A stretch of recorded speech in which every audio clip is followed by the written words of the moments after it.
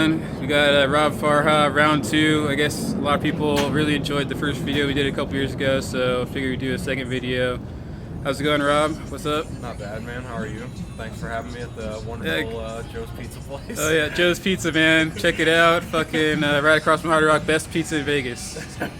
Very cool. All right, yeah. So I just wanted to answer a couple questions and just talk about some stuff that I think is probably not necessarily changed, but just some stuff that I could add. I rewatched that video that we did a couple years ago. The first thing that kind of struck out to me was, number one, how young I look. Today I'm here like Carl just picked me up from a gutter on Fremont Street or something. But hey, we don't got to tell you about that situation, man. Come on. It's winter time.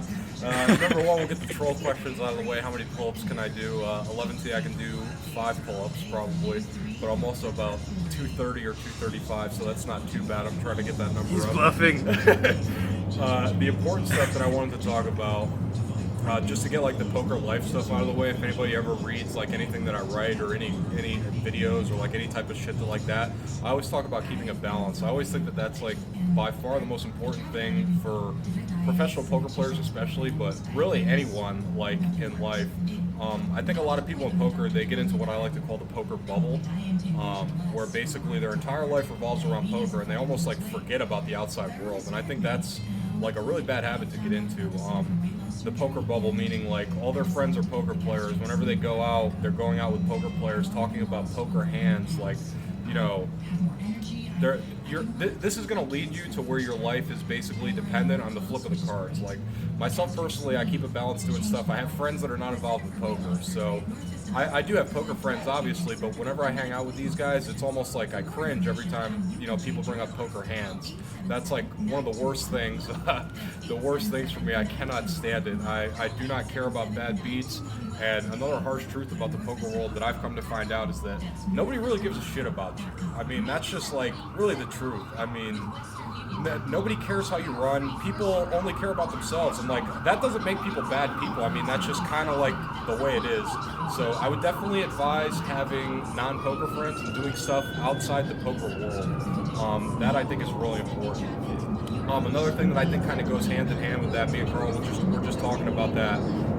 Keeping like a more normal schedule. Like I know a lot of people always talk, and I know at least in my thread we've talked about this like probably on 10 different occasions. Like, oh, how come you don't play at night? The games are better at night. Like, yes, that's true, but I think that the extra EV that I gain, or the extra EV that I would gain playing like a 10 p.m. to like 8 a.m. schedule is more than lost by just like living a not so normal life and just feeling tired and feeling drained and not really seeing the sun. I mean, these are things that, you know, you can't take for granted. I mean, it sounds really dumb to even talk about, but I think it's important to like be awake during the day. And like, I think that's kind of lost on a lot of people, especially in poker. The second point that I would talk about, if you're a professional poker player, there's a certain standard that you sort of need to hold yourself to. Just more like the social aspect of poker. Like I always hear people say like, oh, you know, I'm not really a social guy, and like that's fine. You know, if you're kind of an introverted person, it's perfectly fine to just show up at a poker table and just sit there and be completely quiet, and that's fine. But there's a really big difference between a person who's introverted and a person who's being a dick.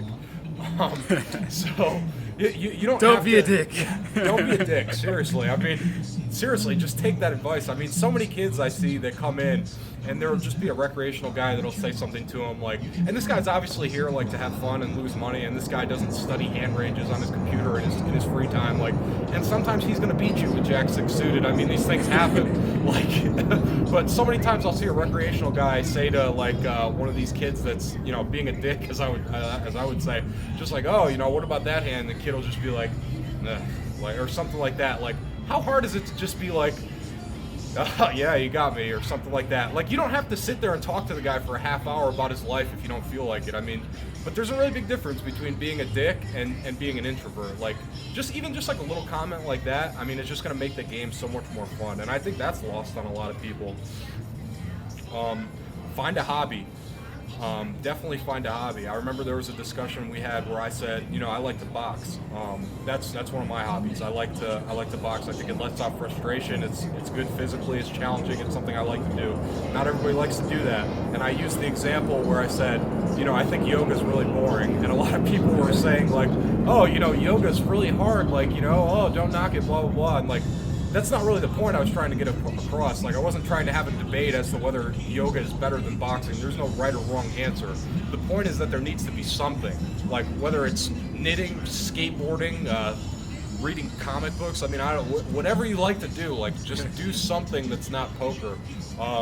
As the world famous Squidface always put it to me when I first moved here, he said, "You need the yin to poker's yang," and I think that's great. Like, just find something. Like, I love that philosophy. So as far as Vegas,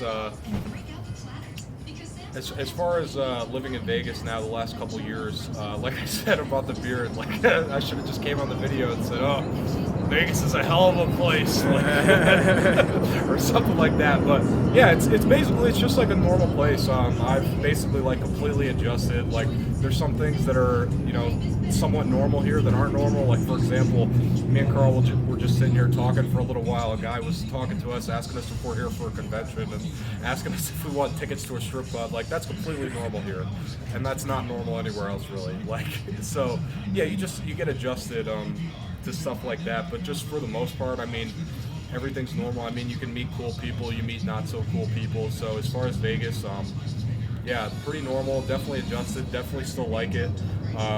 Cost of living is great. That's one of the big pluses about living here that I've kind of grown accustomed to. We were talking about moving to California and stuff like that, and one of the biggest things was cost of living. Like, that's why we didn't want to move there. So yeah, I mean, there's that. Poker-wise, so enough about preaching about balance, which is my favorite thing to talk about. Poker's definitely gotten tougher over the last couple years. I mean, even I've mostly been playing primarily online, and over the course of the last like 2 years or so, I used to play a lot on Bovada, but not so much anymore, because even over that time frame, I feel like Bovada's gotten a lot tougher.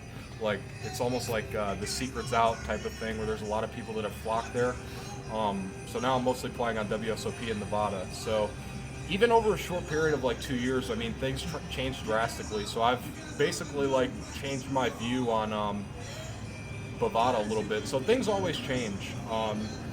As far as live poker goes, I posted a win rate sample, and people were saying like, "Oh, LOL sample size." I don't remember exactly what my win rate was, but it was like close to $100 an hour. Mostly at 2.5, and obviously I don't think I can make $100 an hour at 2.5. Like, I'm definitely running over EV, like this year, over like the 800 or 900 hours or whatever it was that I posted. But some of the ways that I keep my win rate so high is that over that 900 hours, I have not really been exposed to tilt at all. And the reason for that is that I mostly play like 5 to 6 hour sessions. I almost never go to the casino and play 10 hours. Like, I think I've played maybe one 10-hour session this year. So that's basically super, super rare for me to do that. Yeah, basically 5 hours at a time. And if I get tilted, I just leave. I'm not one of these guys that just like, oh, I'm stuck $1,000, how can I leave? Like, that's just not really my personality. I don't really care about winning on a daily basis. I'm more looking at the big picture. So that's one of the reasons that I think my win rate is so high. Because if I do play a lot, I'm a lot more prone to making mistakes. Because, for example, I was playing, probably about a month ago, I was playing a lot at Bellagio. And I was playing Bellagio 510, which is a tougher game than I normally play live. And I was playing a lot. So the fact that it's a tougher game combined with the fact that I'm playing more than I normally do led me to make a lot of mistakes, like a lot more mistakes than I would typically make live. And in my opinion, I played really poorly over a big stretch of those hours. And like I said, it's due to the tougher game combined with the fact that I was playing a lot. So you just kind of have to be honest with yourself. I mean, for me, I know that I can't play 12 hours. I'm not going to be one of these guys that plays 40, 50 hours a week. And I just kind of understand that, you know what I mean? And I basically revolve my goals and other stuff around that. So, I mean, just be honest with yourself and just sort of understand your capabilities, always make sure you're putting yourself in the best games possible, and just be a really good poker manager, as I like to call it. So make decisions away from the table that will translate to making good decisions on the table. And one of the reasons that I think, you know, when I'm playing well, one of the reasons I think that I play well, that's not good. One of the reasons I think that I play well is, you know, that I always kind of put myself in a position to succeed, like the best possible position. You know, even if I'm not the best player, I try to get myself in the best position. So that's the best advice that I can give. Thanks a lot. All right, thanks for the advice, man.